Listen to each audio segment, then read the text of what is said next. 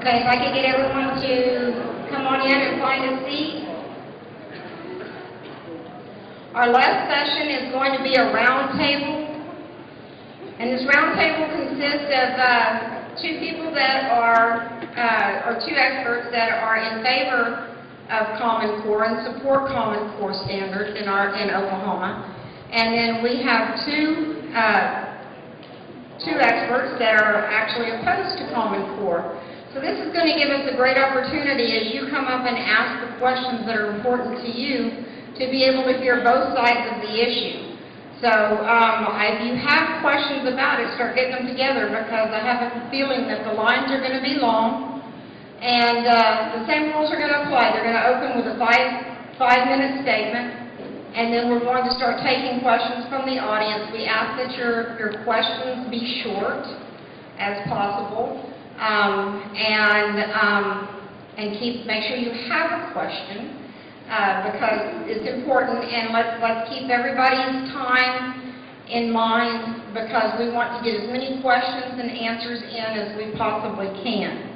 So I'm going to, you need to turn that? Yes, I can. See, he stole my fan already. Okay, yeah, I hear you. That little one didn't do anything for you, did it? Okay, we're going to start with Brian Hunt. He has experience from school board leadership, commercial real estate sales, to economic development, ranging from workforce development to business recruitment. As president of the Tulsa School Board in 2011, he oversaw Project Schoolhouse, a school consolidation and efficiency initiative.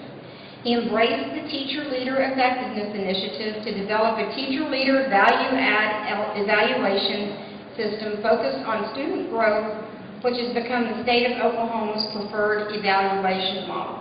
This is Brian Hunt. Can you hear me okay? Okay, great. Thank you for that introduction. Just a couple of other points. I'm the executive director of Stand for Children. We're an education advocacy group. We're in 10 other states. We just launched this year in Oklahoma. I'm the executive director. I've got a government affairs director and a marketing and communications person in Oklahoma City as well. And really excited to be here and be focusing on education advocacy. As you guys know, based on the size of this audience, education is a very important topic to Oklahomans. We have always been willing to reinvest in ourselves, and we've had spirited discussions over the years about where we are on standards and what we expect from our kids. Probably the most interesting aspect of this is I come from a perspective of having been a native Tulsan. I went to Tulsa Edison class of '86, and then had the opportunity to stay here and raise my family, running the what is now the Partners in Education program that's been very successful with both the faith-based community and the business community adopting schools. That's what we actually referred to it as in the early 90s, as the Adopt a School program. That was really where I kind of got my passion for education, because in a setting like that, you have the opportunity to kind of get out of your bubble and really see West Tulsa and North Tulsa and East Tulsa and understand some of the inequities as you're walking down the classrooms and visiting with principals and school leaders as to how different a school system is, like Tulsa Public, because it's so big. Serving on the Tulsa School Board was certainly a labor of love. It was 4 years that felt like it was closer to 12 years.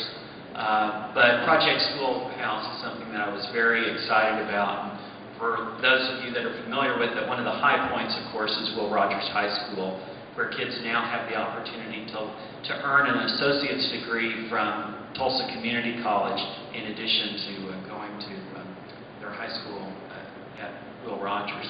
But the most important thing, and the thing that I'm the most proud of, is I've got 3 kids in Tulsa Public Schools. Hayden is a sophomore at Tulsa Edison. Sally is in Carver Middle School, and Susan, my youngest, is 4th grade at Zero International. So I want to talk to you today, not just as the executive director of Stand for Children Oklahoma, but really as a parent, and talk about the Common Core state standards.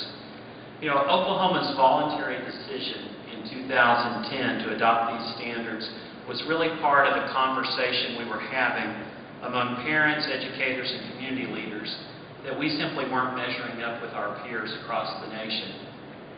I believe, personally as a parent, that Common Core standards are important because they really give our students what they need to be ready for in terms of either going to college or being career ready and post-secondary training, which is so important in today's environment. It is not the era of post-World War II where you can still find a good job simply being a high school graduate. They also, the standards, provide, I believe, teachers with a clear and consistent roadmap on how they can prepare their lesson plans, primarily, of course, in Oklahoma related to English, which is now language arts, as well as math. You know, the sad fact is that in Oklahoma, about 40% of our high school seniors that go to college aren't ready. They have to take remedial classes. And if you can imagine attending college and having to take a class that is worth 0 credit because you didn't get what you should have in high school, that's a big burden on families. That should not be happening. We should have high standards for the high school seniors that we produce, both in Tulsa Public Schools as well as across the state. The other aspect of that is when you have to take remedial classes, the likelihood of you graduating with a 4-year degree becomes less and less because they get frustrated. It kicks them into what can sometimes be a 5th or a 6th year of college tuition. You know, the other aspect of Common Core that a lot of people don't realize, especially in a state like Oklahoma, is we do have 4 military bases. And when you take the time to visit with people in Altus, Enid, Lawton with Fort Sill, and Tinker, they will tell you what it's like as a military family to move among states and to not have consistency. We've got the story of a young man that moved his child from Fort Leonard Wood in Missouri to Vance Air Force Base, and where he was in terms of, you know, his 3rd or 4th grade child, the standards were not the same. And he was very disappointed. Finally, Common Core, I believe, works. We've seen great gains in the state of Kentucky, which has similar experiences and demographics to Oklahoma. And I guess I want to emphasize to you, this is not something that I believe is coming down from the federal government. I believe if you take the time to understand real-life examples, you will understand this. So my son, who's in 10th grade at Edison, has a summer reading list, and it includes these instructions from his sophomore English teachers. After you've read a fiction and a nonfiction book, which they've got the list of books available, you will develop a 5-paragraph essay with a central idea and a thesis statement. You will have fully developed bodies of paragraphs. You will have examples of characters and traits from the characters in the book of what it took for those characters to be successful and what you need to be successful for in life. Sincerely, your sophomore English teachers. Great teachers are already doing great things in terms of curriculum. And what we're talking about is raising standards and expecting more for our students. Thank you. Thank you. Next, I'm going to introduce to you Dr. Everett Piper. This is fan club. He has served as the president of Oklahoma Wesleyan University in Bartlesville, Oklahoma since August 2002. He has served as an adjunct scholar of the Oklahoma Council for Public Affairs and is a current member of the Council for National Policy. He has written for the Tulsa World, Examiner Enterprise, Tulsa's Community Spirit, Chuck Colson's Breakpoint magazine, and is the author of 2 books. Dr. Piper is featured weekly on KFAQ's Pat Campbell Show in Tulsa, Oklahoma. Please welcome Dr. Everett Piper.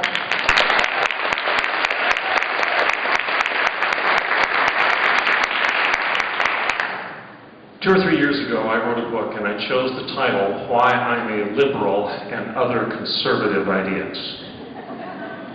Why I'm a liberal, in quotation marks, and other conservative ideas. And in that book, I'm making this argument The Classical Liberal Arts Academy was founded in 1090 AD in Oxford to educate a free man, a free culture, and a free society.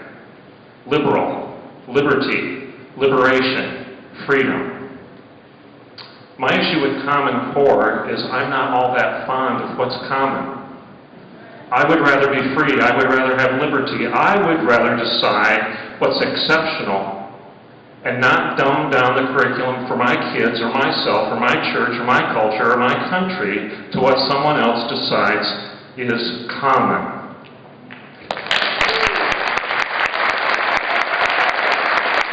As an academic with over 30 years of experience in the academy,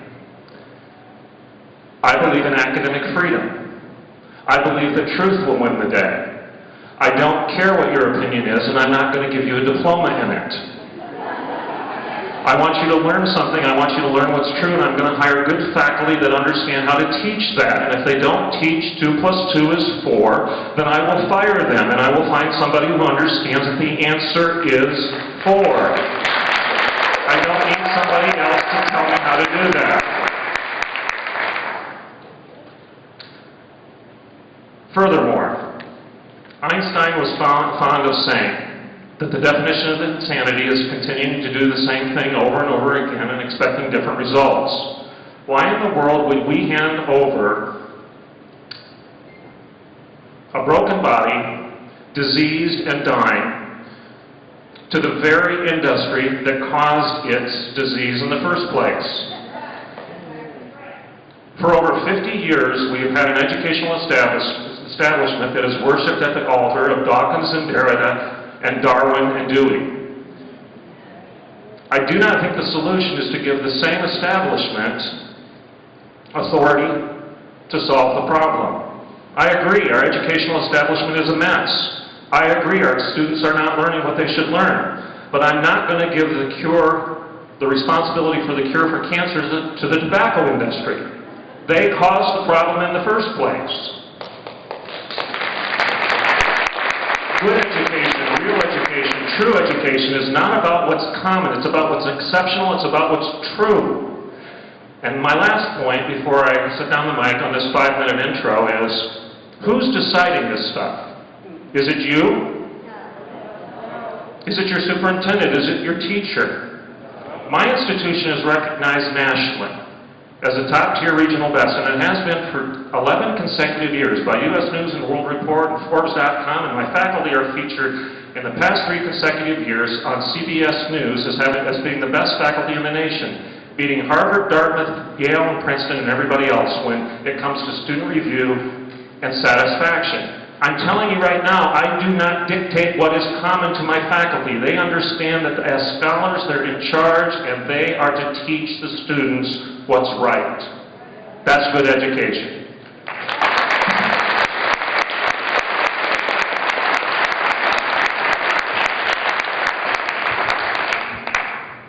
Our next panelist I'd like to introduce you to is Speaker Chris Benge. He's a native of Tulsa and currently lives in Berry Hill. He was first elected to the State House of Representatives in 1998, focusing on transportation funding, energy security, pension reform, and creating a climate that allows businesses to grow by keeping government out of the way. Chris worked to keep the OSU Medical Center open in Tulsa. While in the House, he served 3 years as the chairman of Appropriations and Budget Committee and 3 years as Speaker of the House. He was part of the Republican caucus that gained the majority in the State House in 2004. And in 2010, Chris served as Mayor Dewey Bartlett's administration. He then moved to the Tulsa Regional Chamber to head the Government Affairs Division. Please join me in welcoming Speaker Chris Benge.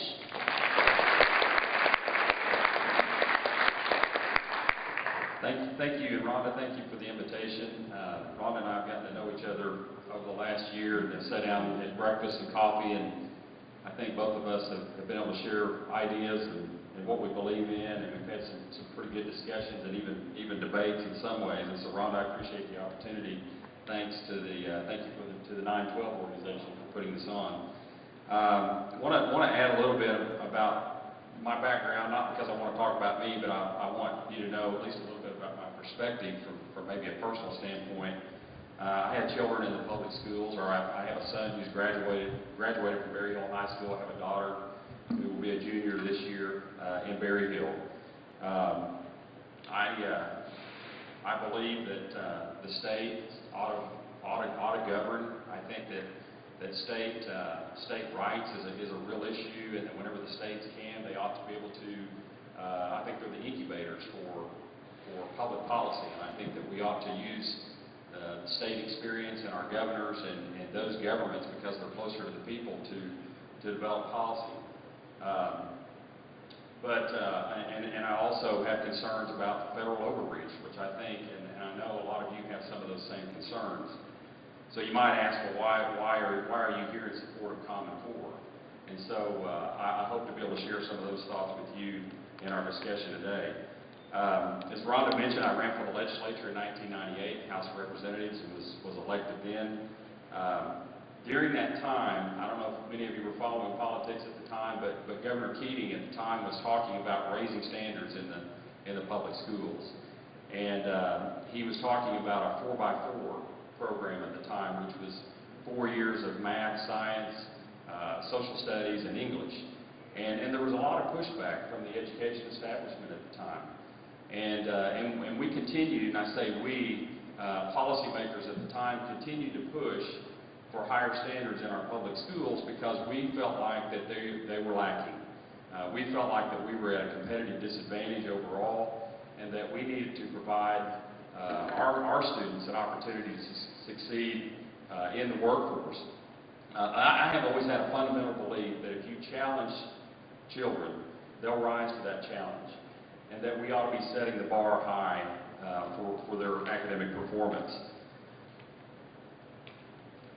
During my service in the state, we worked on charter school bills. We worked on bills to try to offer performance pay for teachers, to try to break the teacher tenure laws that were protecting low-performing teachers.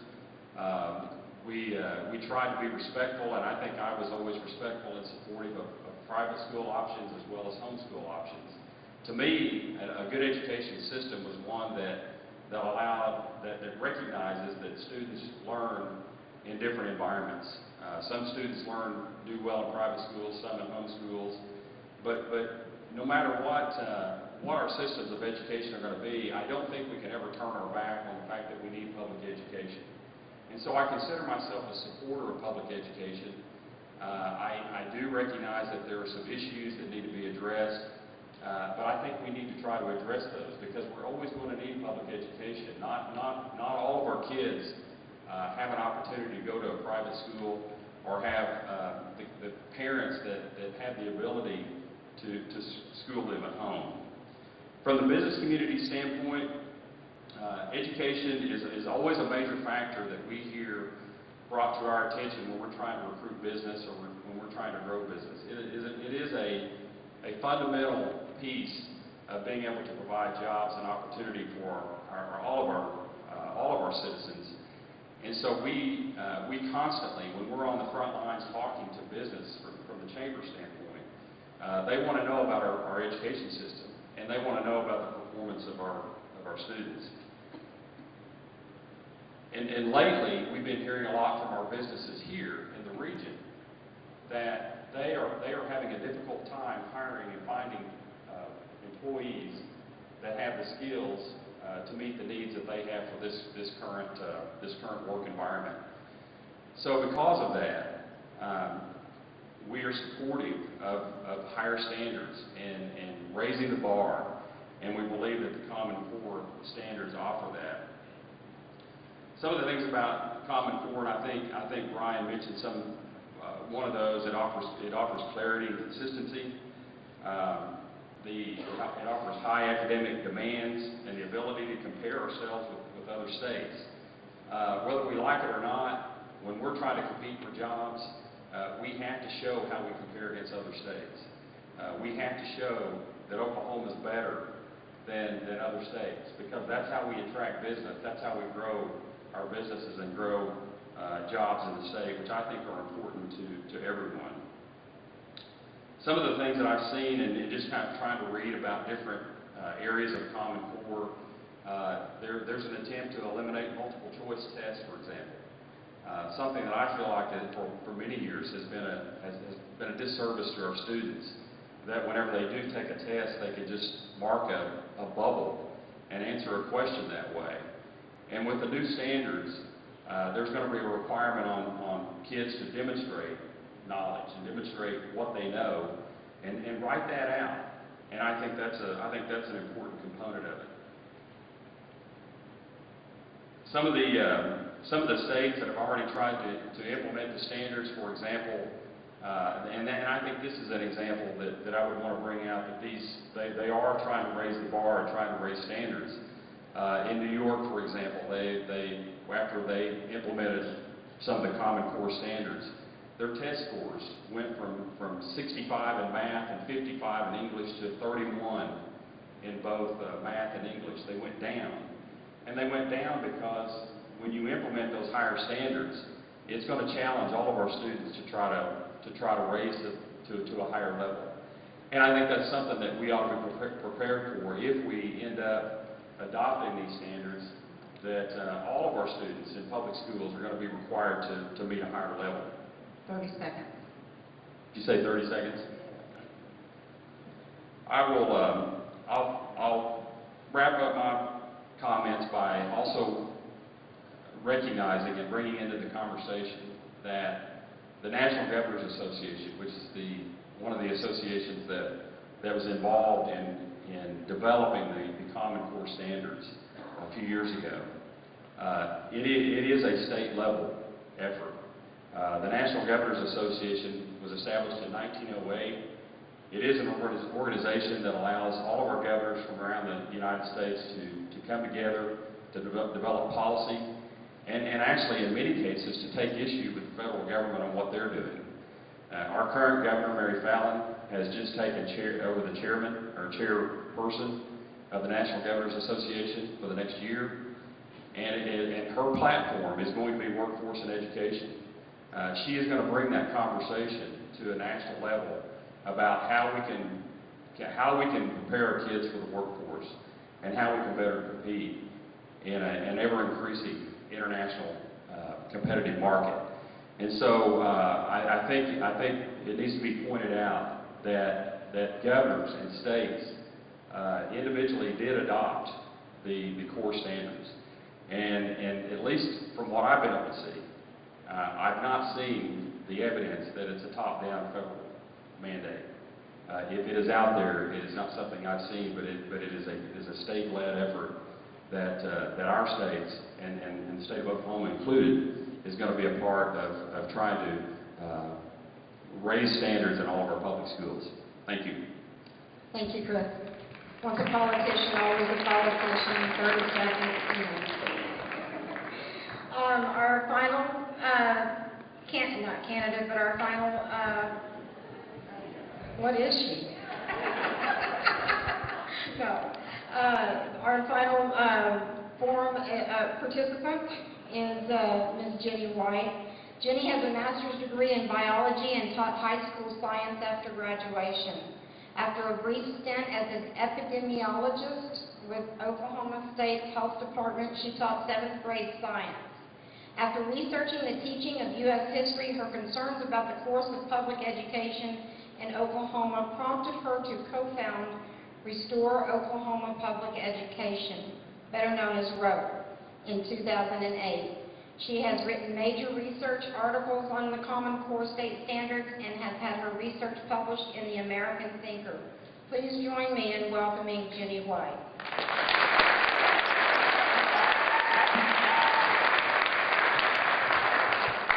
Thank you, and if I had had wisdom, like we talked about earlier, I would have had a piece of paper here so I could jot some things down. As it is, my old memory will have to suffice. Just kind of as some background, we first learned about the Common Core State Standards in 2010, but we didn't learn about them as the Common Core State Standards. We learned about them through a grant called Race to the Top. And Race to the Top was a federal initiative that provided money to states if they would do one of four things, and preferably all four education reforms together. And so the more education reforms that we did, that again was provided by the federal government through the grant. So the federal government saying, here's your money if you will do these four things that we're asking you to do. We attempted to do all four of them in state law in 2010. And so pretty much all of the reforms that we have from the Race to the Top are in state law without us ever getting any money for that. But it was voluntary that we did sign up to get the money.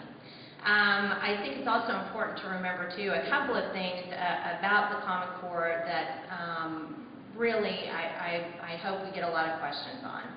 And that is, are you able to articulate wisdom through a test? I mean, if I am to give you any kind of a test, even a computer test, are you able to prove to me how wise you are through that test? And if you're not, and we're more interested in just what you can regurgitate to me on a test, I think then we need to decide what really we're going for in the end here. I thought it was very telling that Jack Heron, for those of you who were here this morning, held up a Tulsa World article that he had, and he read about in this Tulsa World article about how education was failing in Oklahoma and how we really had to do something about education in Oklahoma because it was failing. And then, of course, after he had read all of that, he revealed that that was from 1950. So we have, I think anybody who wants to make an issue out of education can certainly find an issue to make out of education, but isn't always the right issue to make. So, for example, I might say, we've always had standards in recent history in Oklahoma, and the standards have been produced by the State Department of Education.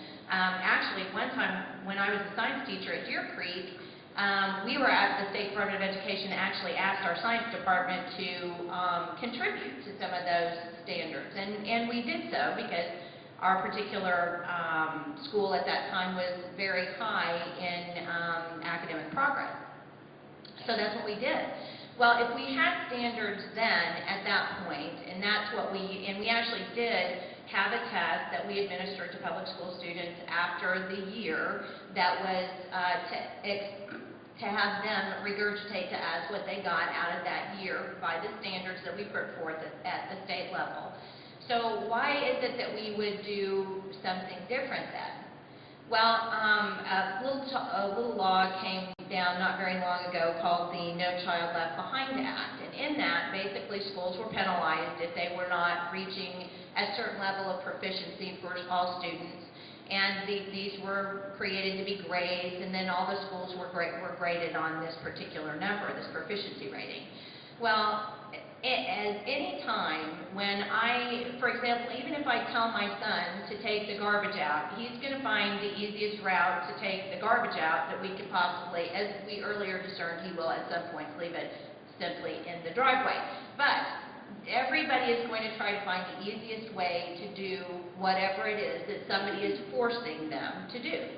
So, did we have a problem with standards in Oklahoma, or did we have to dumb down the test, in other words, drop the cut scores on the test that we were giving in order to make it seem like school children in Oklahoma are doing better so that we could continue to collect our federal money? I think there's not only have we proposed that theory, but there have been a number of organizations who have as well proposed that same theory. So if that's the case, was it the standards that were a problem in the first place? If they were, I'm not really sure why the Thomas Fordham Institute would give our state standards a B+ for standards compared, nationally. Why would we need to change from a B+? And if we were going to change from a B+, we might as well go to an A, and there were several states that were given A ratings by Thomas Fordham on their rating system for the standards. So we could have picked one of the A's. As it was, Thomas Fordham gave, I think math an A minus and English a B plus. So their standards didn't even quite measure up to an A. So I guess it all boils down to why exactly are we doing this? And I also want to point out here too that if the goal of education is to produce a citizen who is wise and who has enough wisdom and enough common sense to be able to get a job, whether they're pumping sewage or going through college to become an attorney, whatever that is, if that's the goal of education, then forcing a set of standards on that and then trying to back those standards up by a set of tests, which, by the way, if you do them on computer, one of the biggest arguments we have is that we need to be able to tell and compare states and compare schools within states on the test, and this is what these computer tests are supposed to do. Well, I will tell you that these computer tests have been lauded because of the fact that, well, they're great because if a student answers this question, then they can go to this question or this, they're progressive tests. So they're not just answering this question, that's the end of it. If they answer this question, they may go to a more difficult question. If they answer this question, they may go to a less difficult question. Well, I didn't have a whole lot of statistics, but I can tell you that you can only compare things that are the same. If the students aren't taking exactly the same test, then you can't compare those same tests. So really, what is the effort boiled down to then in the end? Well, thank you. Excellent panel, wouldn't you agree? We're going to open the mic for anyone that has any questions regarding anything that's been touched upon here. I want to start off with one because it's something that I haven't heard addressed just yet. And one of the concerns that I hear a lot about is the P20 and the gathering of information on our students and how this all ties together.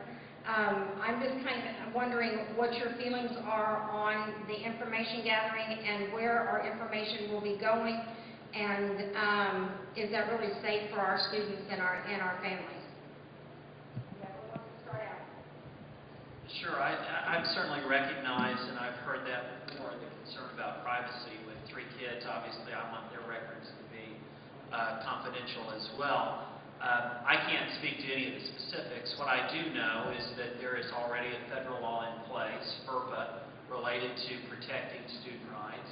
And I believe this past session, the Oklahoma legislature passed some additional language in state law that strengthens that notion that it's not simply going to be shared, but that any data that they collect will be aggregated as a result of comparing states. I personally do not believe that student privacy is really an issue at this time. I'll address that. FERPA is a gutted law that really, unfortunately, does not protect children in any state across the nation since Arne Duncan had the FERPA laws changed in 2012. So when you're really talking about FERPA, what Arne Duncan did in 2012 was he went to the Federal Registry and he said, you know, the idea that I can't collect some of this data is chilling. I mean, I can't do this education reform without this data. So basically what they did with FERPA is they allowed schools, and you could even say the federal government for that particular argument, to collect data in 12 extra ways inside the school without parental consent at all. So at this point in time, if you are to say, well, FERPA prevents certain things from happening, you would more, unfortunately, you would be incorrect because it just simply doesn't function that way anymore. I think also, too, we were very involved with the data bill that you're discussing now. And the data bill that we had that started out was basically we just wanted parents to be able to get permission, or schools to be able to get permission for whatever data they took. And the law that ended up being passed was really not a law that is, while it helps us determine what kind of data the state is collecting, it doesn't really protect children in its current form. Go ahead and state your name and your question, please. My name is Sandy Garrett. You're going to need to speak into it and a little bit louder. My name is Sandy Garrett, and I would say that we all can remember Nancy Pelosi's famous statement, you have to pass the bill to find out what's in it. And I want to suggest to those of you who support this, at the time that you were supporting it, you probably went with the information that you had, which was basically at that time all the positive stuff, which is what they give you first. And I just want to ask you that since so much more information has come out, have you been willing to keep updated on the new information about Common Core, especially the stuff that Jenny White produces? And are you willing to keep looking at that, and if you find out at some point in time, wow, this is not exactly what we thought it was, are you willing to say, well, we made a mistake, you know, we've got to get out of this? I mean, I think I would say to your question, I mean, that's part of, I think why we're here today. I know for myself, I came here, part of the reason I wanted to come was to hear some of the concerns. Because I know that over the next year, and especially next session, it's going to be a very intense discussion at the legislature, because I know that there are some legislators who are actively talking about repealing or backing out of the Common Core standards. So,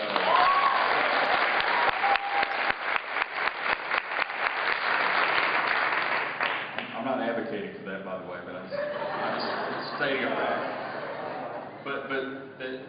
But I mean, it's all about having a conversation, and to generally the principal part of your question, I think any kind of law that passes that the society or whomever finds out information later, we should always be willing to review or discuss and consider.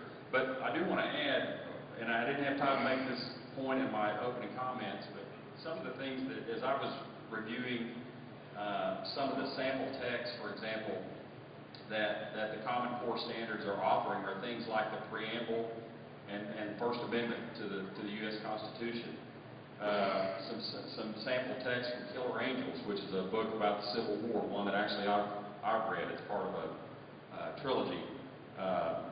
Grapes of Wrath, Thomas Paine's Common Sense, de Tocqueville's Democracy in America, and David McCullough's 1776. These are sample texts that have been listed as recommendations that students read in the new Common Core standards if they're adopted. I would also want to be sure to make the point that the standards are being recommended on what students ought to know. It's still up to the local states, the local school districts, the teacher in the classroom as to how to actually execute that and what curriculum to use. The football analogy I heard recently used was that it's like you tell your coaches and your players that you want to score a touchdown, you want to get first downs. It's up to it's up to the players to figure out and execute the playbook, figure out what the plays are going to be to be able to score those touchdowns. Dr. Piper? Just a real quick response or a comment with regard to Sandy's question. Open-mindedness, ongoing conversation. It was interesting when I was on OETA a couple weeks ago with Jenny and a couple other individuals that were pro-Common Core. At the end of the conversation, at the end of the TV program, I believe her name was Ann Klein. I believe she's superintendent of Stillwater School System. In frustration, she said, the decision has been made and the conversation is closed. In other words, we're not going to talk about this anymore. And again, I'm going to go back to my opening comments. Do you really believe in liberty? Do you really believe in freedom? Do you want academic freedom? Do you want intellectual liberty? Do you want to have a robust exchange of ideas with truth winning the day at the end of the debate? If so, why are we shutting down the conversation and saying to me on TV and the floor of the Oklahoma Senate, we're not going to talk about this anymore?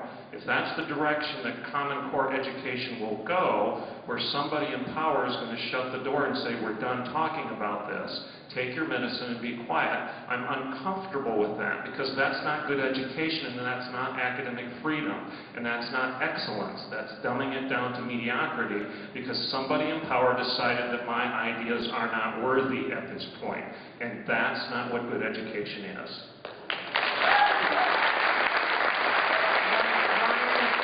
Brian Jenny. Related to your question, on anything that is being implemented, it is so important to always have an open mind. So to Ms. Garrett's question, yes, as things come up, as they're doing implementation on the tests and what those tests look like, on what that looks like at the local classroom level, there should be an opportunity for feedback and the ability to make improvements. It's about higher standards. I would say that one of the reasons that this is so necessary is Oklahoma did develop standards, and they developed a lot of standards under PASS. And if you'll talk to classroom teachers today, they will tell you there are too many standards within the school year in which they're having to teach to the test. They follow a pacing calendar, and they feel as though they're not able to cover all the subjects that they would like in the level of detail that they would like. We've got so many standards that we're not doing a good job at the ones that we've developed. So we've done that in Oklahoma. We need to go back and continue to improve that until we get it right. Jenny? So we're not teaching to the test now? We are teaching to the test. Okay, well, under Common Core, we're not going to be teaching to the test. Under Common Core, let's not confuse standards with curriculum. Well, and I understand what you're saying, but I think it's really important to, I mean, we have had a lot of analogies about the differences between standards and curriculum, and we can go over and over those, but as a former classroom teacher, I will tell you that if you have a set of standards, okay, I have to teach this and this and this, then I have to go back and I have to make a curriculum to find ways to teach this and this and this, right? Yeah. So standards actually do dictate curriculum. There's no way around that. Now, whether or not I choose to get my curriculum out of this book or off Wikipedia, for Pete's sakes, I mean, we can have that argument, we can split those hairs, but it really, the basis of it is, when you're dealing with a set of standards that are copyrighted, and let's not forget that these are copyrighted standards. Well, what is a copyright? Well, a copyright means that I have developed these, and you can only use them within the bounds that I've suggested. Isn't that a copyright, right? They are copyrighted. It says that they're copyrighted on the state, so on the Common Core website. So if I have a problem with them, and I want to go to, well, I've tried to go to the state superintendent. That hasn't worked out very well for me. But there are, let's say I even went to my superintendent. My kids were in Oklahoma State Public Schools at one point in time. I was allowed 3 whole minutes there to be able to make complaints about that. And so I would listen for 3 minutes. But even in that period of time, if I had said, well, I really don't like the way that we're forcing my kid to learn all of this math, they went from 2 plus 2 to 2 minus 2 to 22 minus 22 to 22 plus 2. We just kept going before he had even learned his math fact. I said, why is this happening? Well, because Common Core is dictating that they have to know this before they get out of there. So I went to my principal. Why can we fix this? Well, I can't. It's coming down from the state. So I go to the superintendent, Carl Springer. Explain to me, can we change this? Well, this is the way it's coming down from the state. So I'm not really sure where my local control factor has actually ever meted out in the whole process. All right, next question. Please state your name and ask your question. My name is Randy Hamilton. Over the last year, I have had occasion to become very familiar with the educational initiative in Texas called C-Scope.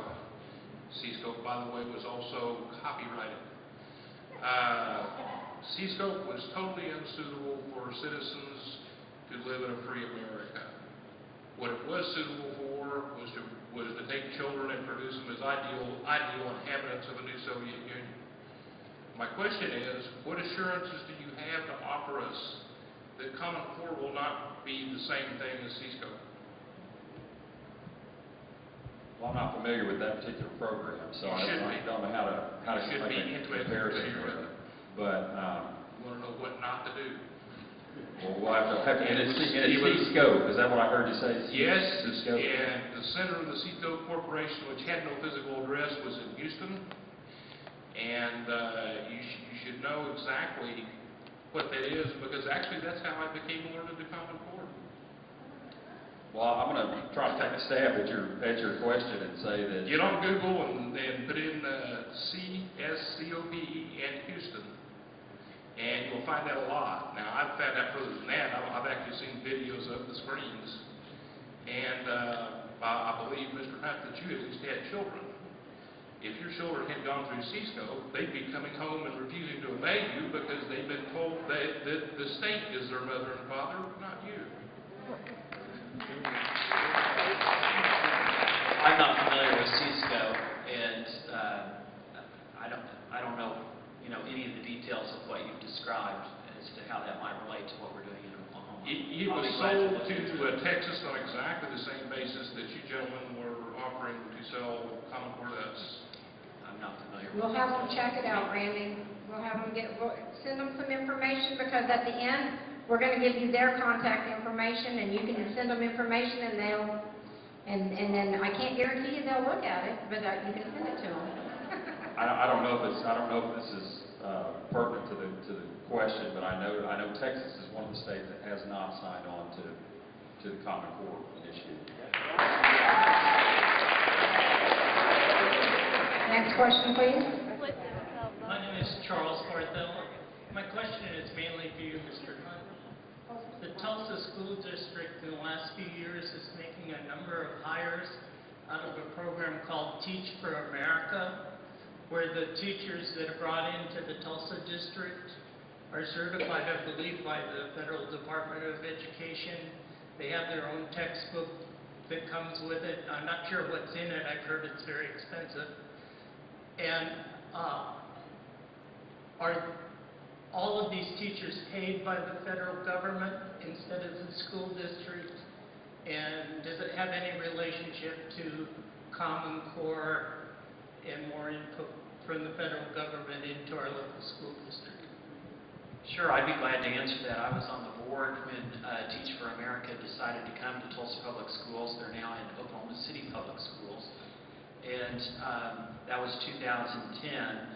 Related to payment, I don't know that the federal government is involved with Teach for America in terms of how core members are paid. The idea is that we have a teacher shortage, especially in subject areas. We've always struggled to find foreign language, math, and science, and we're seeing teacher shortages in other areas. And Teach for America is kind of this concept that high-achieving college students that have majored in math, who have majored in science, that want to take the opportunity to give back and teach to our children, go through an intensive training process. In Tulsa, that included a summer institute at the University of Tulsa, in which they actually provided summer school to some of Tulsa Public's most neediest children that needed additional remediation and help to stay on grade level. And that's part of their training, as well as mentors from other teachers as well. I'm not aware that Teach for America has been brought into the Common Core debate. They are viewed as employees of Tulsa Public Schools and are treated as regular classroom teachers.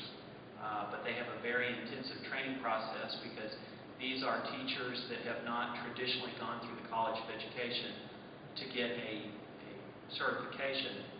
There was the opportunity when they came to Oklahoma that they are actually certified by the state. And as you all may know, the state has an alternative certification process. So, for example, Lane Matheson, who is a wonderful teacher out at Memorial High School teaching robotics and engineering, is in her second career having worked at NASA. So it's that same type of concept, if that helps address your question. Thank you very much. Sure. Can I ask a question, though? How do you know that we have a dirge of science and math teachers? You mean a shortage? Right. Oh, I mean, if you'll talk to superintendents around the state, Dr. Ballard, Superintendent Springer, they will tell you those are some of the hardest positions to fill, along with special ed and foreign language. When you think about what a teacher makes compared to what people in industry can make related to strong math, science, and engineering degrees, we're at a competitive disadvantage. Okay. Just a thought to maybe think about is, though, is it a problem to get some teachers into schools because, maybe discipline isn't upheld in classrooms, and there's a lot of problem with them being able to go into classrooms and keep order in their classrooms without having, a lot of feedback from, the administration. I think there are a lot of political things that are going on that are not really indicative of an actual lack of science teachers. I mean, because when you go and you actually do a little bit of research on it, it seems the research tends to show that the teachers are out there, they're just simply not being employed, or they're not going to schools because they don't like either the payment or the way the school is run. Next question, please. My name is Olivia Goodwin, and I am a first grade classroom teacher. You have used the phrase, if Common Core is implemented. We've been implementing it in our classrooms for almost 2 years. So it's not a question of if, it's already happening.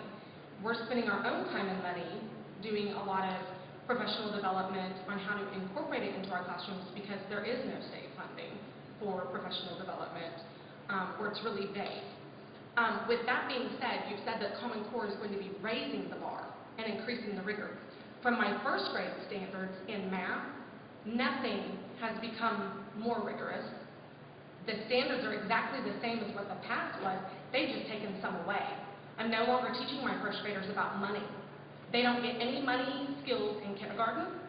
They no longer get money skills in first grade. They don't get any money skills until second grade. Calendar skills are gone, fractions are gone, patterning is gone. That's all moved up to a higher grade. So how is Common Core more rigorous when, in my personal experience with my first grade math standards, nothing has become more rigorous, they've just taken stuff away.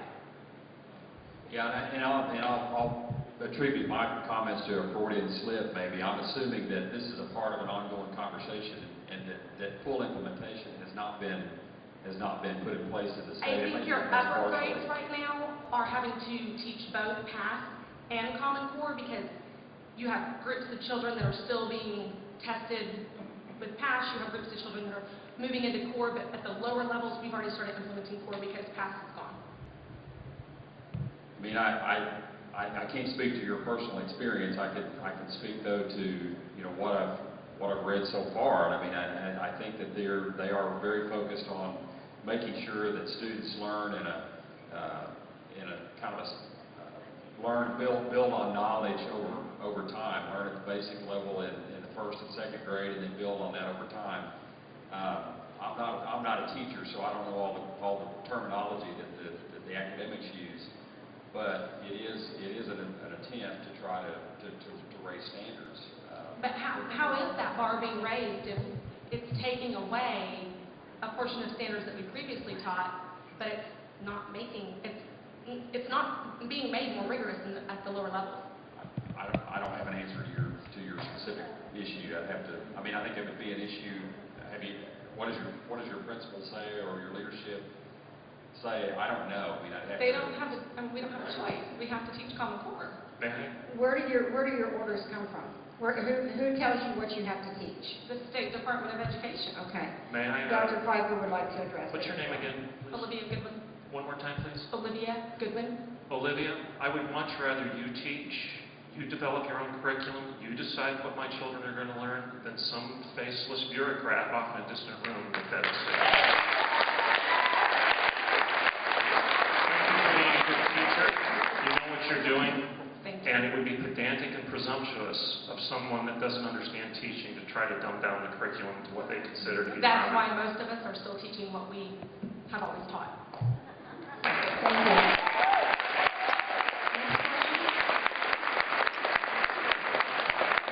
And I have to say that even though I'm not a classroom teacher anymore, I am a home educator. And I think one of the things that frustrates me more than anything is that when we have people who aren't, and I'm not trying to be ugly here, it's just an actual frustration.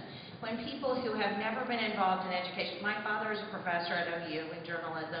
My mom taught for 30 years English. Trust me, I have had plenty of English. My grandfather was a law professor. I have my whole family has been teachers. And it is extraordinarily frustrating when I read that things are implemented. Nobody who was involved in these Common Core state standards were teachers. None of them. Not a single one of them.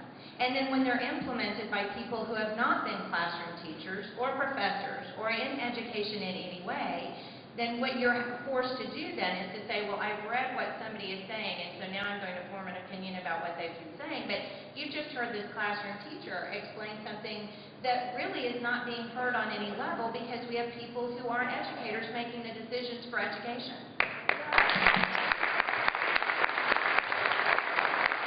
It's a tough crowd, Chris.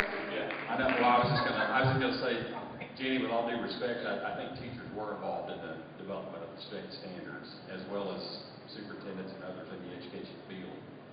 So I know they were involved, and I again can't speak to this teacher's specific issue.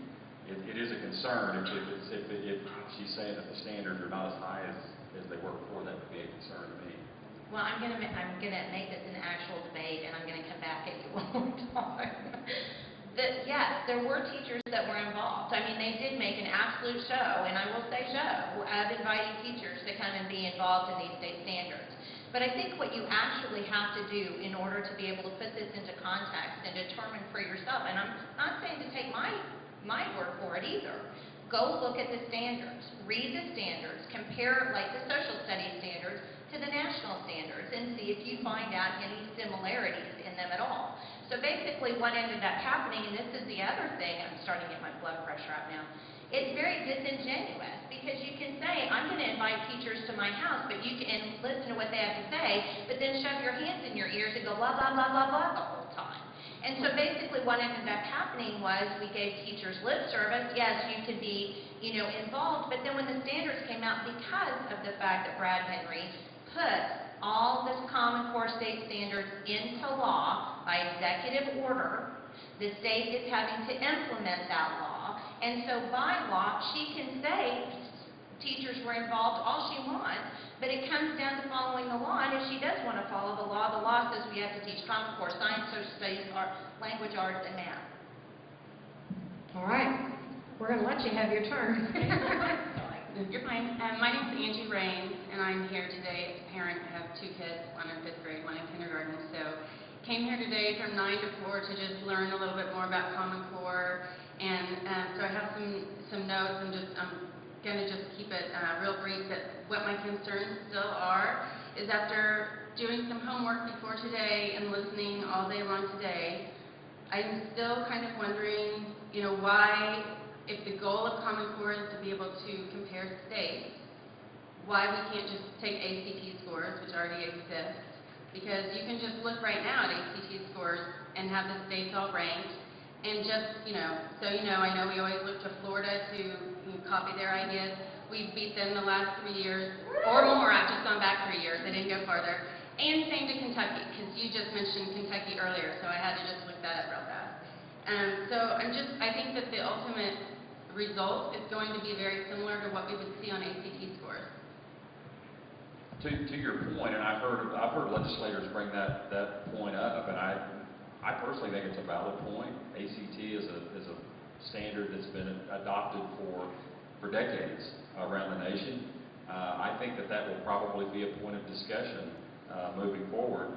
Is what is going to be your test standard, your measurement standard? And some have suggested ACT.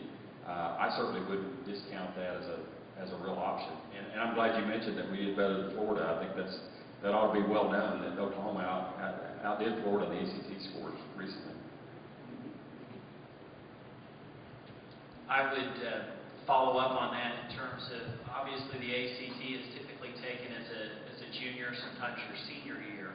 What we're talking about in terms of comparing across states goes all the way down into where we're currently starting testing, and that's 3rd grade. So it's more of a sense of benchmarks along the way rather than a surprise at the end of your high school career. My name is John Fraser. I have no formal education, so it might be a little mistake in my grammar in my question, but this is for you, particularly, I think. As I understand it, a lot of money is paid to the testing companies that put these tests together for our local schools here in Oklahoma. Is that true? Yes, sir. That's true? Yes. Well, my question is, why can't the tests be developed here by our educators for our students in our schools in Oklahoma?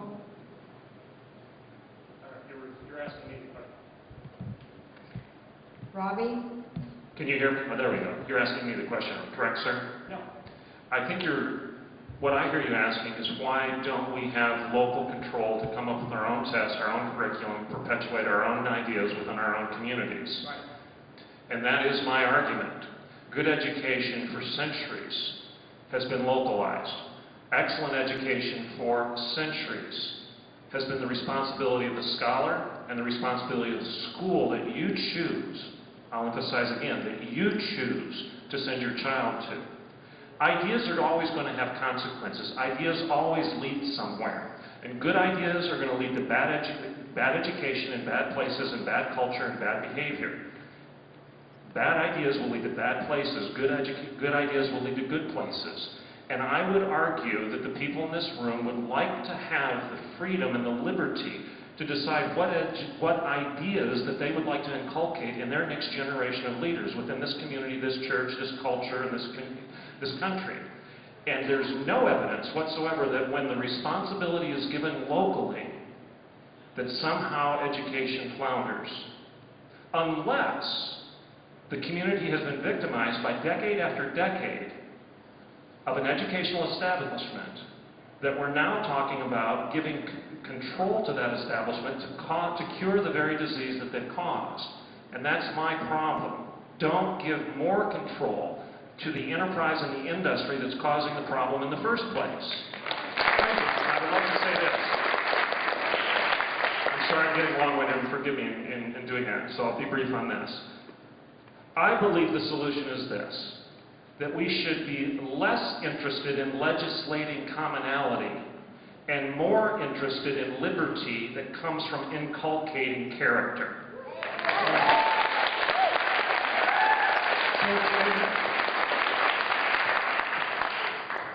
What first got me interested in this, I have an 11-year-old daughter that goes to school in Calera. And when the tests first come up, I immediately went to the school. I wanted to find out what questions were being asked of my 11-year-old daughter.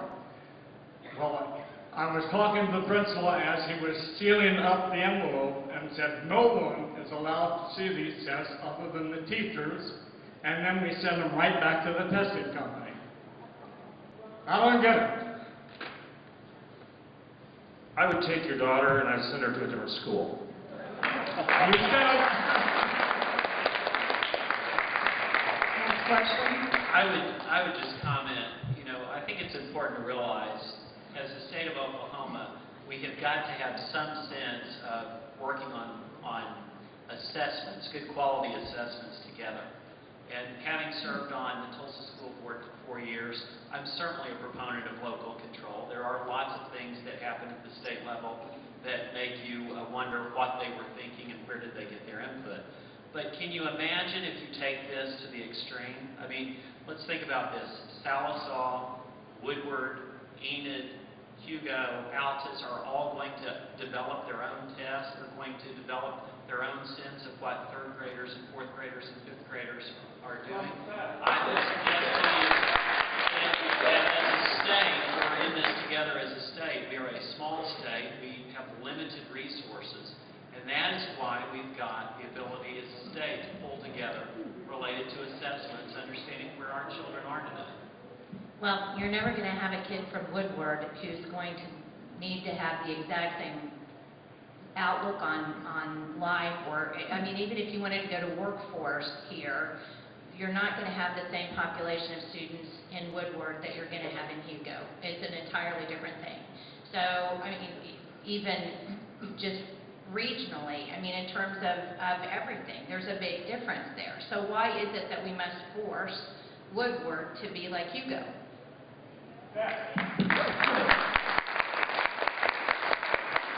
I'll comment as well. I don't think it's a matter of trying to force one community to be like another.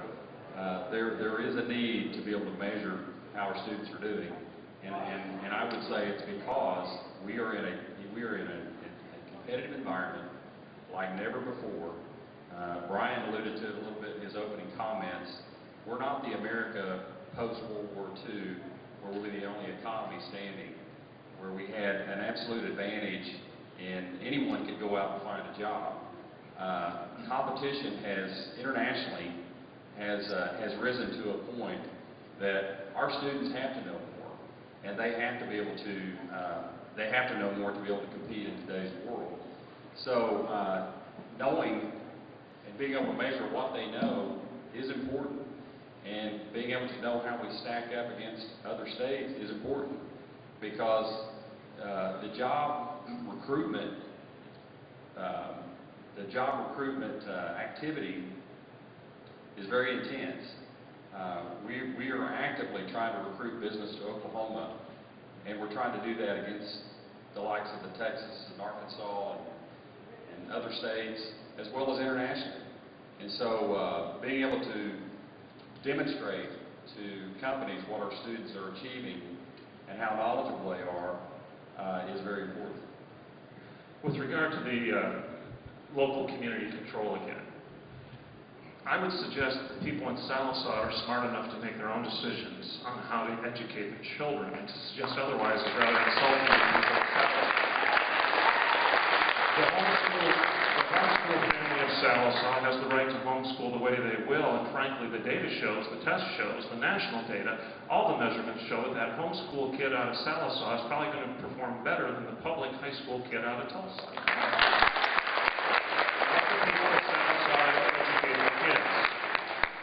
You know what, and I wouldn't disagree with that. I think I've seen a lot of homeschoolers. They used to come to the Capitol every year, and it was one of my favorite days of the year, because really strong families would come to the Capitol. We had to interact with them, and they are very high performers. But you can't discount the fact that there are many students, thousands of students around the state that don't have the kind of families that can offer that. So you have to have public education. And you have to be able to provide that education opportunity for them, because they don't have the family support that many of our homeschool students have. We don't educate kids to put them into jobs. I mean, and we just simply don't do that. And I find it very interesting that we go back to that, because, and you mentioned Governor Fallon's education initiative now that she's NGA president. Well, just recently, I took the comments that she made about education and the workforce, and I compared them with what Hu Jintao said to the Politburo in China, and they were very interestingly very much alike.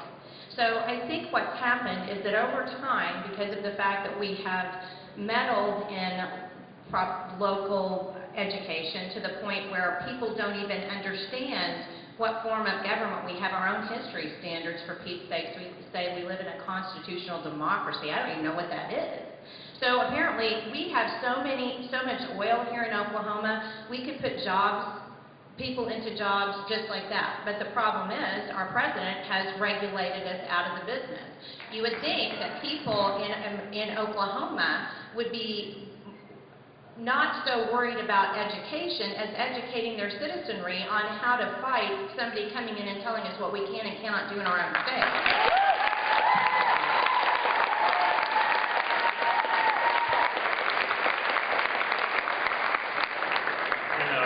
Representative Benj, I agree we have a problem. I agree that there are many broken families. I agree that the culture is a mess. But is it possible that our lousy school system is what caused it in the first place? So why double down and continue to do the same thing over and over again and expect different results? David McKenna once said the best predictor of future behavior is past behavior. Well, the predictor of future behavior for the public education system isn't all that great. I guess my question would be, what would the alternative be then? And what are we going to do with those students? What I'm doing at Oklahoma Wesleyan seems to work pretty well. And I don't disagree with that either. As I mentioned, I think private school options are good. I think homeschool options are good. But my point is, you can never do away with the public education need, whether it's the current system or some kind of new system, which I don't know what that would be, but you have to have. I agree. When I said a lousy public education system, let me clarify what I'm saying. It's not because we have necessarily poor teachers. Olivia obviously has demonstrated that she's a solution to the problem, not the problem herself. But imposing upon her restrictions that stops her from doing her job in an excellent fashion is doubling down on the same error, the same ideological fallacies that we've embraced decade after decade. Let her do her job, whether it be in Sallisaw or Tulsa or Bartlesville.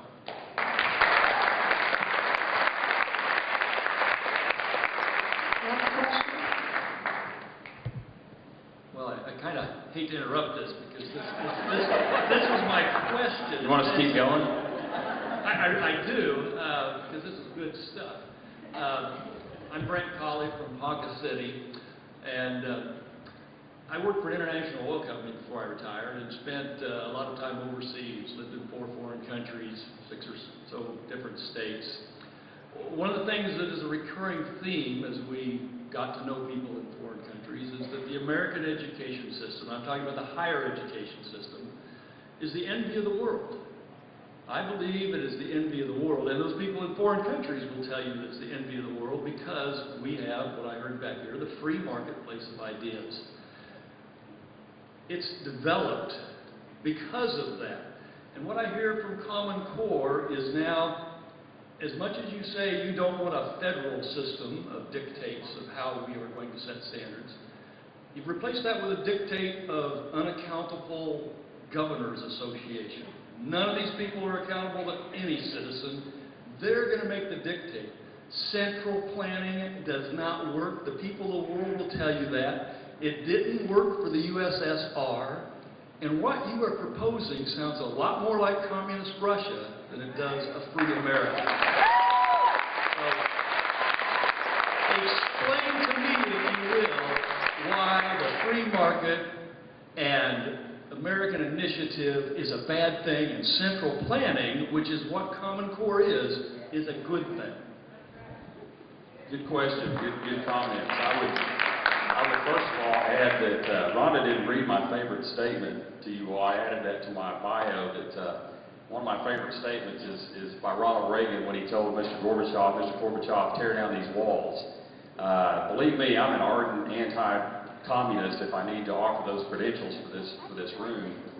But I will tell you that if you're denouncing a state-led effort, that going back to before our current Constitution, we had a Articles of Confederacy, and we had a system where states worked, they were independent, but they also worked together in some ways.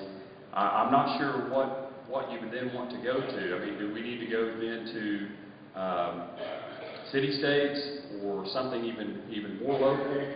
I'm a big believer that states are a better design and a better government for today. And I think states are the incubator for ideas.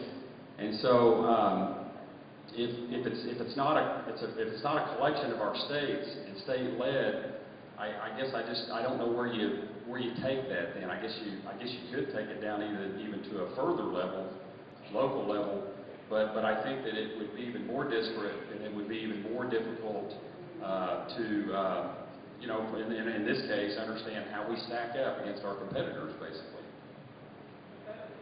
I just put together a cartoon because I've been trying to cartoon all my thoughts about Common Core, and my last cartoon was a picture of Karl Marx, and it says, Karl Marx says, Common Core is state-led. State is in red.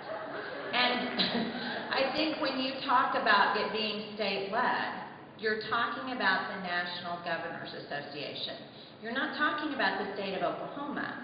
You're talking about a private dues-paying organization which has no open records at all, no accountability to the public at all. Our governor, our personal governor, Mary Fallin, has accountability to the public. I haven't gotten in to see her after asking numerous times, but I'm sure that if she still hears what I say.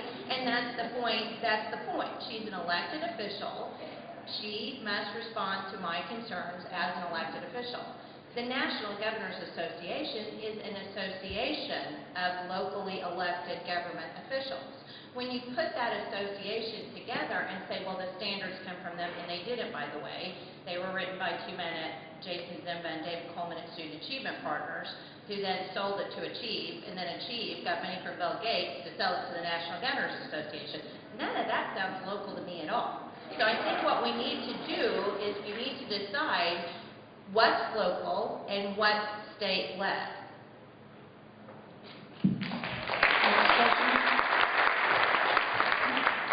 My name is Amanda Teagarden, and thank you very much for panelists for being here today. It's very interesting to see that this is a left-right or right-left issue here, and there's a complete disagreement here on the role and purpose of education. One is promoting liberty and the right of the individual to develop their own innate abilities that were given to them by God, and the other one is saying that the Department of Labor is to determine what education requirements are for the state of Oklahoma. And my questions for you are, this is in the category of know and do, which is school work. This is for Mr. Brian Hunt. On that, you said, I don't believe there is a privacy issue at this time. And my question for you is, have you seen all the Department of Public Education's Tulsa Public Schools information sharing agreements? All of them? No, I have not reviewed all of those agreements. Are you aware that there are school clinics in Tulsa Public Schools? And the school clinics then becomes the medical home for those students and their families. What I do know is there are partnerships with the University of Oklahoma in Tulsa Public Schools to provide some health-based clinics, yes. And who gets to see the medical records of the students? I've never operated at that level of discussion, so I don't know. And how do you know that there isn't a privacy issue in the schools? You know, I'm going to tell you based on, I committed 4 years to serving on a school board. I'm proud of that service. I did it because I love this community and I'm raising my family here. And I have to put trust in people like Dr. Ballard, who I believe are doing a great job and are in fact holding staff accountable and are following the law. Would you be willing to find and research and read all of the data information sharing agreements that TPS, Edison, and all the other schools that your kids go to find where all of their data is going? Would you be willing to do that? You know, I only have so much time in a day in terms of, she's asking me to research all privacy agreements. It's an open records request, and you have connections If with the that's school something board. that you would like to do and you'd like to sit down and talk about it, I'd be glad to. What I'm I don't know then going to exactly where observe, you're sir, going is with that you this. have no factual knowledge about whether there's a privacy issue or not I in the don't public know school where system. she's going with me Well, researching every privacy what agreement she's in Tulsa saying Public. is that when you made the statement, Brian, that there are no privacy issues as far as the information on our children getting out into other areas, that she's questioning that statement that you made because you don't know that for a fact, is what she's saying, because they are mining information from our children, and just as there have been leaks in banks, and there have been leaks in the IRS, and there have been leaks everywhere, you cannot guarantee that their privacy is being guarded with the information that they're collecting. I don't know what examples or concerns that you have specifically. If you'd like to talk about this in more detail, I'd be glad to. I do believe that school districts are following the law. I think you've answered the question that you are not willing to ask for and read the data sharing agreements that your kids' schools have agreed to. I read everything that is related to my child's education, from when I enroll them at the school to their transcripts. And so I read the documents in front of me related to your level of interest on every data agreement. No, I've not read every data agreement at Tulsa. Dr. Piper, does Oklahoma Wesleyan University have access to students' medical records? To my knowledge, we do not unless they provide them voluntarily, to my knowledge. Thank you. Next question, please. Can I make a quick, Sure. Representative Bench, Speaker Bench, I'd like to ask you a question. Who makes the laws in Oklahoma? The legislature, and then the governor signs or vetoes. Okay? Do you realize that there are, just as Amanda said, memorandums of understanding that are created interagency that actually serve as agency laws outside of the laws of the state? I know there's a process where agencies can propose rules, and they have to do it publicly, but it is up to the legislature to approve or disapprove those rules, so it still has to go before the legislature. In terms of the State Department of Education, they have created a number of memorandums of understanding with other organizations to share data, particularly the Department of Corrections and the Department of Health and Human Services, and that has not gone before the legislature. Thank you. My question is also on data collection, and hopefully I can give you a better picture. Get a little closer to the mic. Hopefully I can give you a better picture of how we feel as the public that you are asking. My name is Julia C. For these purposes, I'm going to refer to this audience as stakeholders. There are rules in the Common Core, there's language in there that allows our government to share data collected on our students with stakeholders. Has a very broad definition. It's people that are interested in our children's data.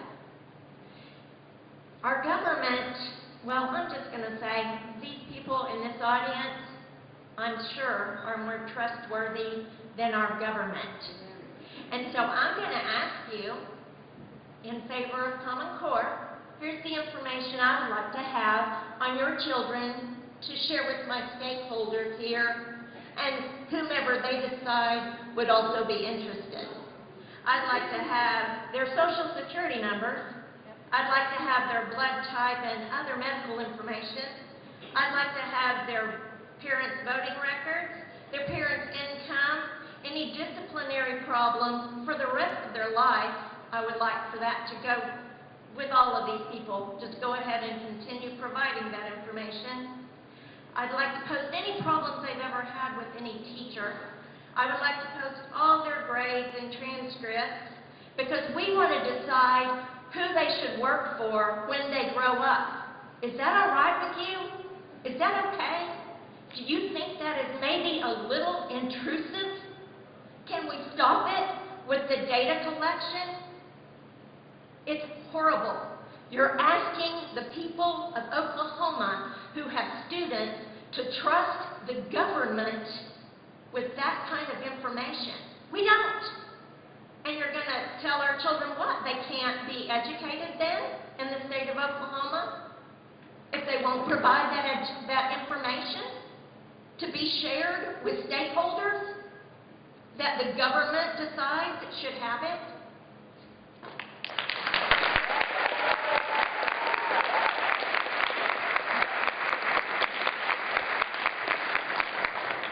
I know there's a question in there, and I'm going to assume that it's about data sharing from students to the government. And yeah, if students' information is being broadcast widely to other government agencies, that would be a concern to me. Absolutely. I'm going to assume that. We just tried to get a law passed that would at least require parental consent. And Barisi sent John Craman over to warp it into nothing, into a law that does not require any parental consent. We tried. We asked them to slow it down until we could get the cost of the stupid thing. The governor killed that bill. Why are they so determined to cram this down our throats when we're screaming, no, no, no? The public input has been overwhelmingly stop it, stop it, stop it. And we say, well, we've got public input, let's do it. I'm sick of it. We're sick of it up to here. Stop it. Okay. Now, to Brian and to Chris, I gave you an opportunity to invite people that were in favor of Common Core, so I mean, I'm just letting you know. I mean, I did open the invitation for you to invite people as well, so. Yes, sir. Well, I'll apologize in advance here because I'm not asking a question, but an answer was requested from the representative. Because he seemed to only understand that he couldn't understand anything other than the state as the solution to our education problem. So, a little background: I'm a homeschool father of 5. I don't take much credit for my education of my children. My wife has been a phenomenal educator. There's no question about that. Out of 5 children, I have 3 summa cum laude graduates from Oklahoma Baptist University, the University of Tulsa, and University of Central Oklahoma. I have 2 boys still in college. Among those 5, we have 2 National Merit Scholars. Why I'm saying this is because, not to toot our own horn, but you haven't pursued what are excellent methods of education. You want to know how to educate? You go talk to my wife, and you will learn how to educate.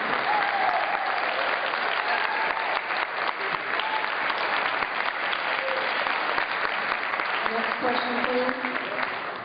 My name is Judith Adams. I think my question keeps morphing. I was going to ask... Speak up a little bit louder. I was going to ask Mr. Finge if he would mind giving some specifics about what employees are needed, that we cannot find people to serve in those jobs. I believe with an unemployment rate of more than 7%, maybe more like 15%, we will be able to find those employees. I also believe in the free market and self-determination, that if people know that there are jobs available, they will get themselves trained for those jobs. Can you comment on your comment? Yeah, I mean, the one example that comes to mind currently would be, and I hope they don't mind me using their name, but I'm going to, WEPCO has informed us that they are now asking for master's level engineers. They are asking for that kind of education level for the engineers that they hire, because the current bachelor's level is not meeting their need. And I would like to comment, I think this is not quite a question, but maybe I can phrase it as a question. I think it's very easy to think that the government is the solution to all problems. To me, it's a simplistic answer. They're going to run our health care, they're going to run our education system. I think it's more challenging to think outside the box and think about individual solutions that respect our freedom and don't interfere with the God-given right to parent our children. Yeah, I mean, I don't disagree with a lot of what you just said. I think that I certainly don't agree, or I certainly would agree that government is not the answer to all of our problems. But, you know, government does provide some services for the public that the public maybe in some cases can't necessarily carry out themselves. For example, road building, I think, is a good example. And I would always again harken back to we're always going to need a public education system.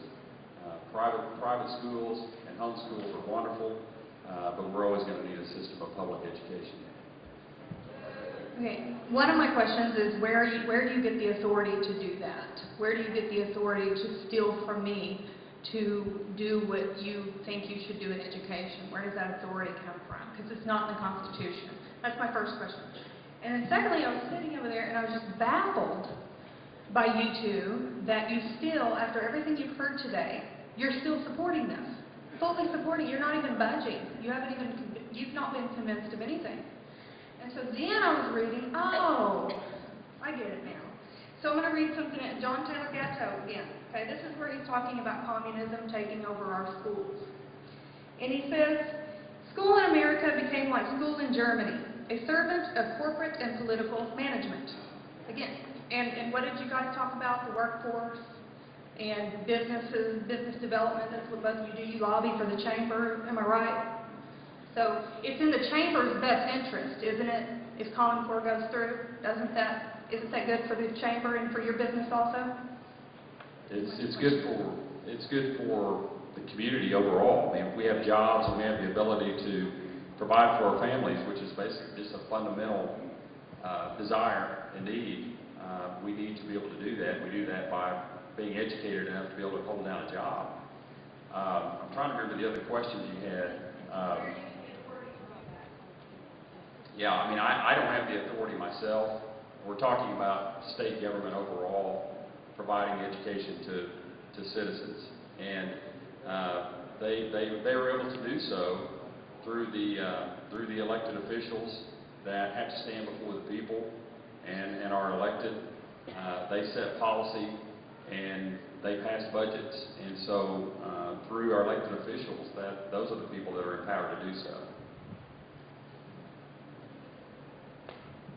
I would just say, in response to your question, all I know is who I am and where I came from. And public education is where I am today. It's as a result of the teachers that I had at Holmes Elementary at 45th and Peoria, Edison Junior High, Edison High School. They gave me the opportunity to go to the University of Oklahoma and get a bachelor's and a master's. I am a first-generation college within my family. My father went to Central High School in his class of 58. My mother is Nathan Hale High School, class of 64. They both got post-secondary training, but this was an opportunity for me, and so I feel very strong about public education, and I think it's clear based on what Chris has also talked about that there's room for lots of choice, but at the end of the day, I think, I don't remember what the numbers are, 93, 95% of all Oklahoma students are in public education. The reason that most of us are in this room are because of great teachers. And so, I'm not going to change my mind in terms of support for public education. I'm certainly willing to listen to concerns and ideas and what implementation looks like related to Common Core, but we were invited to be part of a panel today in which you were going to get both sides of the argument so that you could make up your own mind. So that's the reason I'm here and took a couple of hours out of my Saturday to be here. I hope that helps. We appreciate it. Go ahead and listen, it's 4 o'clock. Let's make it quick as far as getting the questions done so that we can wrap up. Rhonda, can I interject just quick? I'll try to be quick about it. Do you remember what the Northwest Ordinance said? Do you remember by any chance? Because I don't remember. But the Northwest Ordinance was the original, when the Pilgrims came over, that was their edict for establishing education in the colonies. And it was basically to establish religion and morality. Because of religion and morality, we expect to establish education. And what we're finding here and what I'm hearing on a constant basis is a straw man argument. Well, the community is not providing education, and so therefore we're going to take the education over and we'll do it ourselves. And so I think the very interesting thing that we really have to think about is, where did public education come from? Well, it was actually an edict brought along with the Pilgrims, because the reason why they came here is because they were not able to read the Bible, and they were not able to be able to govern themselves because they couldn't read the Bible. So reading was huge to them. They wanted to make sure that this population of people in America was going to do that. And so they were very large proponents of public education. In our organization actually is. That's why we call ourselves Restore Oklahoma Public Education. But you can't create a situation in which, because the community, who took care of schooling? Churches did. Who took care of the poor? Churches did. So when the government comes in and takes that away from the churches and then say, well, you can't do it, so we'll do it better, that's absolutely and completely inappropriate. So what you have here, in essence, basically is a big government solution because of a big government problem. And it was the problem that you created, which was to go in and say, you know what, we don't do, LBJ, thanks LBJ, relegating the churches to such a position in which they couldn't take care of the community. But here's something that always frustrates me. So legislators will tell me this all the time, well, we have to have public education, but it's just that they're not doing a very good job of it as it is. Well, you know what? If you actually said, you know what, we're getting out, take care of it yourself, you don't think nature abhors a vacuum enough for them to take it over and do it themselves? I guarantee they would, and they would do it better than the government. Yes, ma'am. Okay, we've got to cut the questions off, guys, because we've got to wrap it up, so go ahead. I mean, we'll go ahead and take these, but let's make it quick. My name is Joanne Swanner, and I'm new to Oklahoma.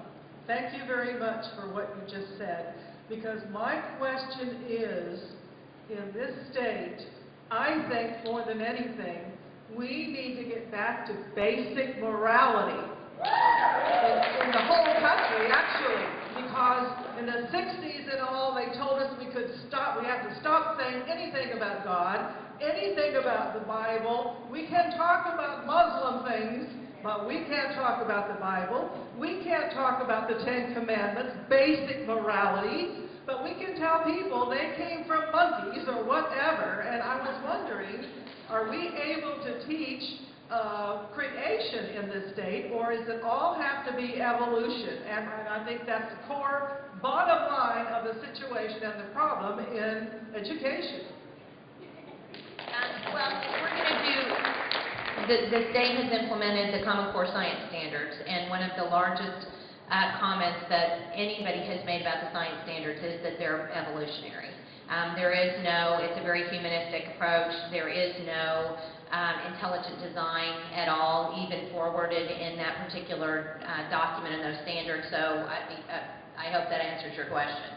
Then why are Oklahomans who are very conservative and God-fearing going for this? I'd like to know. It's a great question. Darren? Mine's more of a statement to Speaker Bench. Webco is a private company, correct? Yes. They can't hire a recruiter to go out and find the engineers that they need on their own. I'm sorry.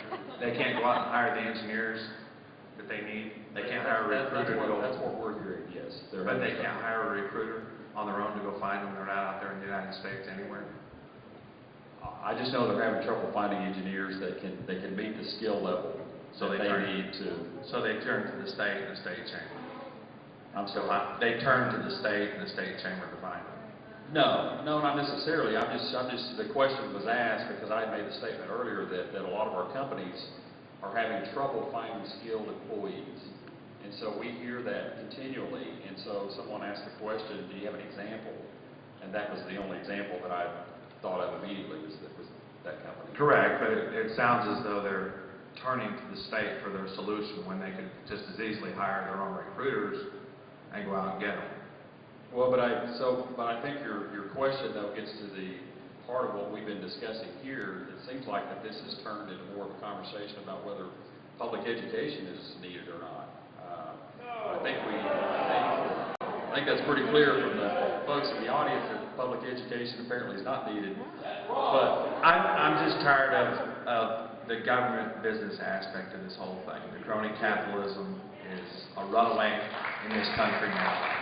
And the taxpayers are paying for a lot of what these companies need. But the taxpayers don't give back. But I guess from these companies. I guess what I would pose back would be if they can't find, where are they going to go then to find their engineers? Engineers are educated in schools, and so they are just saying we're having a hard time finding. The free market will take care of that, though. The free market will take care of it. Yes, sir, it will. They'll move on somewhere else if we don't have them here, which is to our own demise. But we can't keep asking the taxpayers to come up with these solutions for these businesses when they can just well find the solutions themselves. But I don't know if they have the ability to educate an engineer. I mean, that takes, in this case, a master's level engineer takes 6 years to do so. So I think I'm trying to connect with what you're saying, but I think that there's, I guess the bottom line is there's always a need to educate people so they can fill jobs in the workforce. Darren, can I just cut in? Yeah. Why don't you guys can maybe discuss this? Sidebar. Yes, sir. But let me just say this, Chris, and maybe what you're hearing is that public education is, that we're wanting to do away with public education. And that's not what the message that I hear, and maybe it's because we sit on different sides. I hear that what we need to do is we need the public education to get back at the local level and not allow the state or the federal government to be able to dictate what it is that we do at the local levels. Because we do, many of us believe in the free market. If it's not good, and it works here. If I don't like, I didn't send my children to one of the schools here locally because I knew the issues that they had at that school, and so I moved so that I could put them in the school that I wanted to. And so my children are publicly educated, and they graduated in the top of their class, and I'm very proud of what they've done. But it comes back to local is what we're talking about. We're tired of it being legislated to us what our education needs to be, and it needs to come down and back to the core of our country, which is our families and our communities. Sorry, I just didn't want you to think that we want to do away with public education, because public education is needed very much. Yes, sir. Gary Kilpatrick. Mr. Bench, I don't mean to pile on, but earlier you said that Texas was one of the states that had opted out, and I agree. And in fact, they've updated their math standard, and some people are saying they think it's going to turn out to be the premier standard in the United States. You also mentioned one time that states are the incubator of public policy. Later on, you said states are the incubator of ideas, and I agree with you on that. My question is, if you believe that, why do you support Common Core, which throws out that incubator concept, and it goes to the concept of let's all have a common standard, when what we should be doing, I think, to help businesses, to help the companies you're talking about, to have better higher education, is that we ought to be developing our own state standards, and we ought to be modeling those after whoever we look around and we think has the best going, let's try it. And then if somebody else comes out with a better one, we go to that. But what you've opted for, I say you, the legislature, has opted for is a common standard, a standard that we have no chance to change. We can't be competitive as a state. We've got to do exactly what every other 45 states are doing, and we're going to be competing with Texas, who's going to be using a better mathematics standard, probably a better science standard. They're going to be creating more jobs, creating better people, and we're going to be competing against that with the common standard and no chance to change. I just don't, you seem to talk out of both sides of your mouth. You like the philosophy, but you don't want to implement it. Well, I'll attempt to try to address it again. I mean, it's the states, my comment about the states are that it was the states that came together and worked on this set of standards. Like I think in a lot of ways have been envisioned by our form of government that states would work together. You mean you don't have to? I'll remind you that this is a voluntary adoption. Oklahoma does not have to adopt these standards. Other states don't have to adopt these standards. They could, and those who have already implemented them could pull out if they decide to do so. But I think that, I just think that it's part of, I've seen in other cases where, at least when I was in office, that states communicate and share ideas all the time anyway. We were a member, for example, of an organization called ALEC, which is the American Legislative Exchange Council.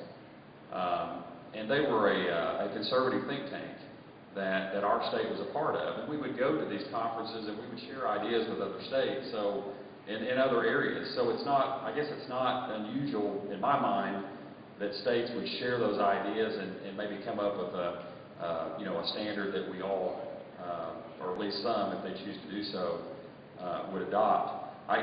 Rhonda, I want to, real quickly, I want to at least interject this. This is something that I found when I was looking at some of the Common Core standards, and just as an example, so I want everybody to be clear what some of the things that are being considered. related to these standards. These were some of the excerpts I found that were samples of what would be asked of students to know. And I'm going to read it here, just a couple. One, students delineate and evaluate the argument that Thomas Paine makes in Common Sense. By the way, my daughter's studying Thomas Paine's Common Sense and having to write a paper about it at Berryhill. They assess the reasoning present in his analysis, including the premises and purposes of his essay. That's pretty deep stuff to me. And for someone who appreciates Thomas Paine and being one of the founders of our country and some of our ideas, I think that's valuable for kids to be exposed to. And I think that it's valuable for them to have to write an essay about it and not just color in a bubble on a multiple choice test. Students analyze Thomas Jefferson's Declaration of Independence, identifying its purpose and evaluating rhetorical features such as the listing of grievances. That's good. That's good stuff. That's stuff I want my students to learn, my child to learn. And then on the math side, I found this. Students determine the meaning of key terms such as hydraulic, trajectory, and torque. Again, pretty deep subject and pretty high standards in my mind.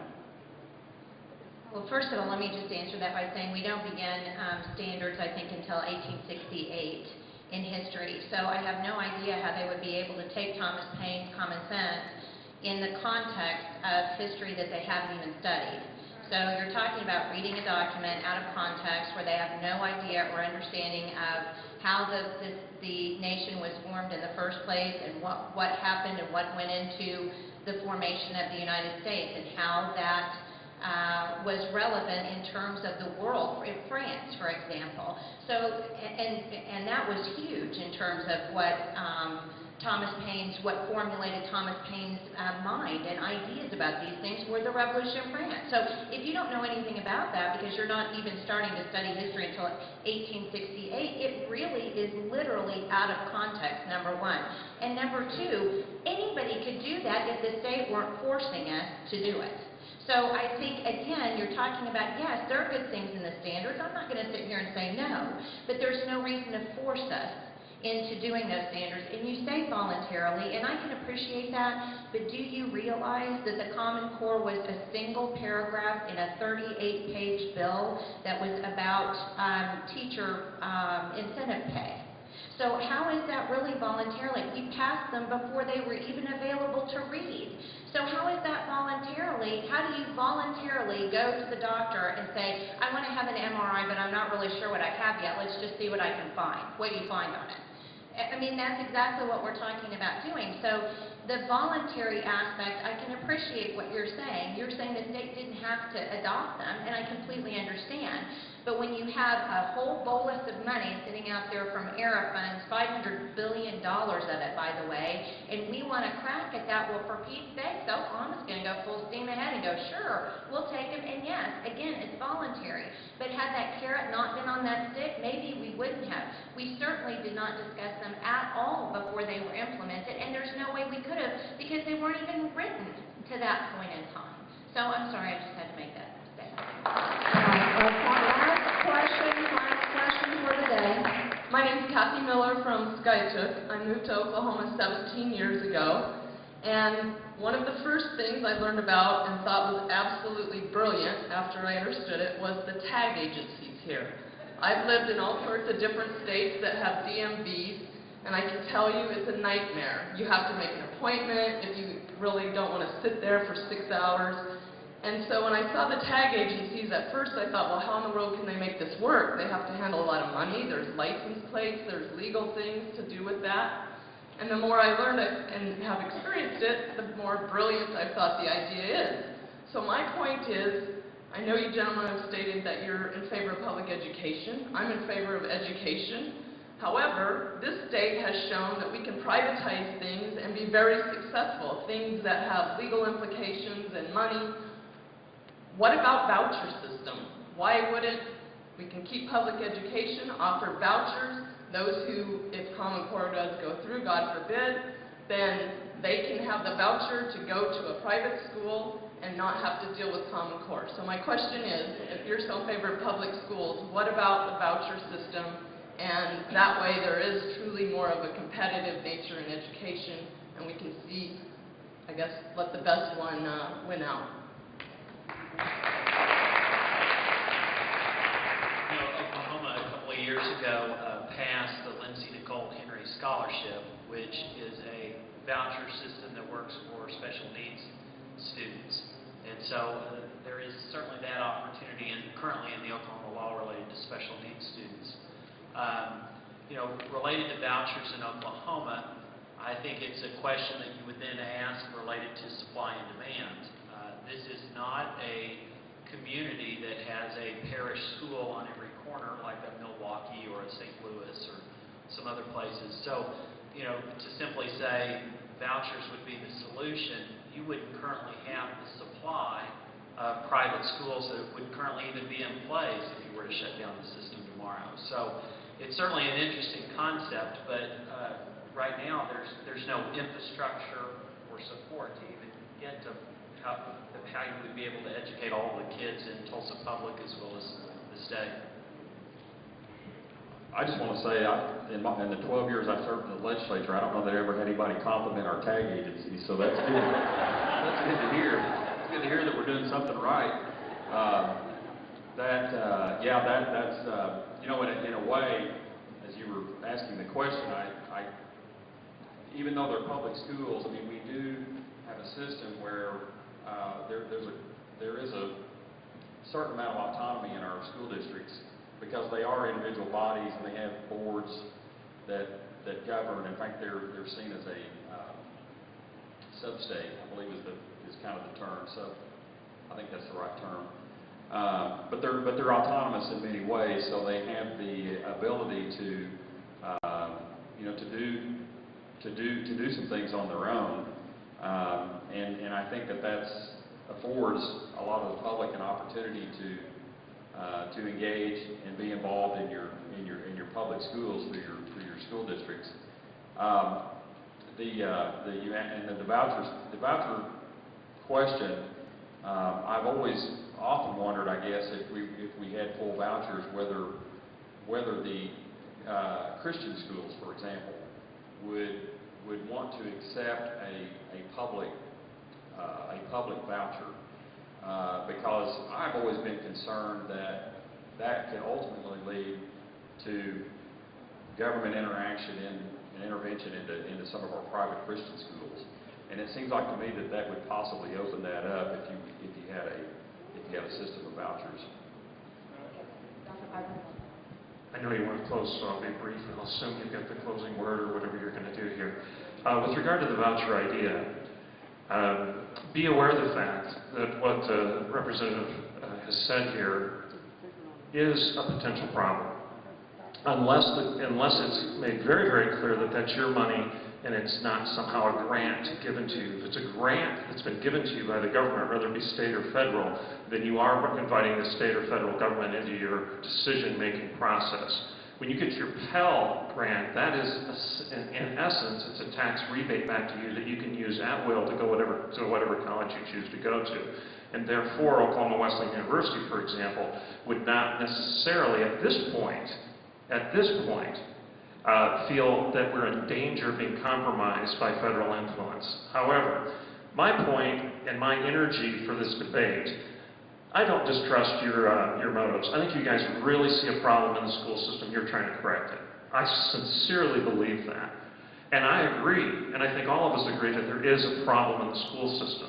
Students are underperforming, discipline is lacking, our culture is suffering consequences as a result of that. My fear is this. First of all, I'm a lifelong educator. I think I do a pretty good job, and I don't want somebody who's not an educator telling me what to do, because I'm pretty sure that when they do, it'll compromise rather than help my product. So, and I'm not trying to be pedantic on that at all. I'm just telling you what my heart is and responding to what I think is sincerity on your part. Second, I do believe that freedom prevails in the long run. And I think that all of us enjoy the liberties we've been granted by God. And I think we should have the respect, especially from within a conservative context, to enjoy those liberties. And the thing that I enjoy most is the liberty and the freedom and the liberation to teach my kids what I want them to believe, the morality I want them to embrace, and the walk that I want them to have in life. And Common Core does have a risk of compromising my efforts to do that. It sincerely does. And that bothers me. Just last week, and I'll be quiet, the Homeschool Association in Texas was having their convention. And there was a group of protesters. You can Google this. This is real news. I'm not making it up or hyperbole here. There were a group of protesters outside the Texas Homeschool Convention. And they were carrying placards saying that what those homeschoolers were teaching their kids was immoral. That's the word they used. Now, what did the protesters find to be immoral? They said that it was immoral for parents to teach their children creationism. Now, that bothers me. I want to teach my kids that God created them. I want them to understand that. I think you guys do too. I'm not suggesting you do anything different, but Common Core compromises that effort to do so, even at Oklahoma Wesleyan University, because if it goes in play, I'll have to start complying with it too, because I'm preparing teachers to go into the public school system. So the trickle-down effect of Common Core actually even hits the parochial and the Christian school community. That's why it bothers me.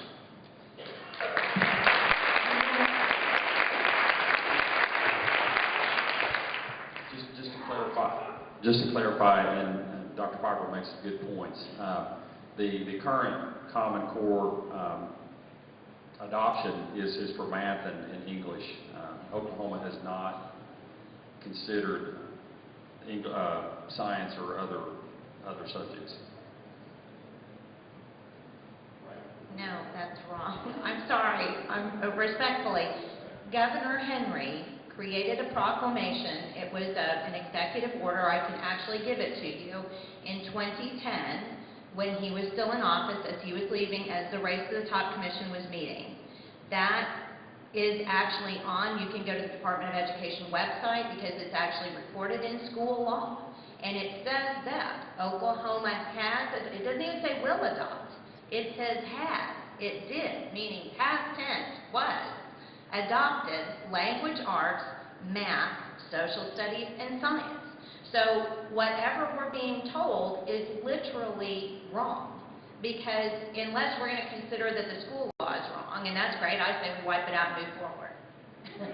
But that's exactly what it says in law. It was, and as a matter of fact, I can give you even more information so you can go look it up yourself. Look at Governor Henry's addendum to Race to the Top.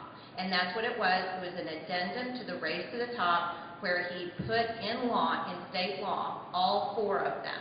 So yes, what Dr. Piper is saying is absolutely a huge concern to those of us who are literal believers of the Bible, as so am I, which is one reason I homeschool. I'm not going to tell the kids they descended from apes. They were created as in the image of God, and that's what they were. So when you look at the science standards, that is antithetical to what they say in the science standards. So Dr. Piper is exactly correct.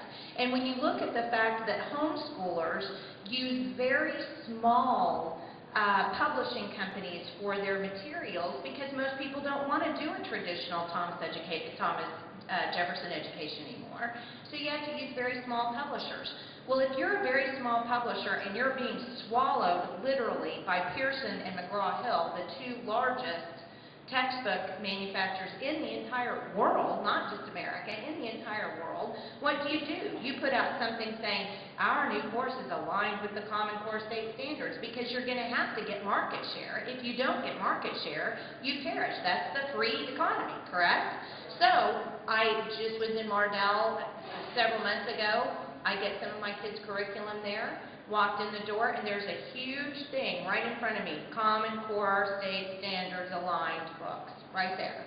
So it is literally narrowing my opportunity for curriculum, good biblical curriculum, because of the fact that the larger publishing companies are not doing that, and there's a competition issue there. So yes, it's a big deal. Did you have one?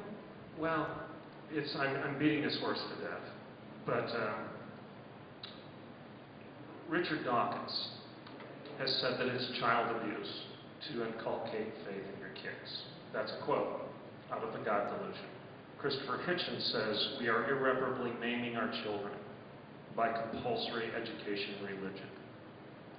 That's in his seminal work, which was competing with Richard Dawkins. Richard Rorty, premier American philosopher that's taught at the Ivy League and several other schools, has gone on record saying, parents, we are going to go right on making your evangelical biblical worldview seem silly rather than desirable.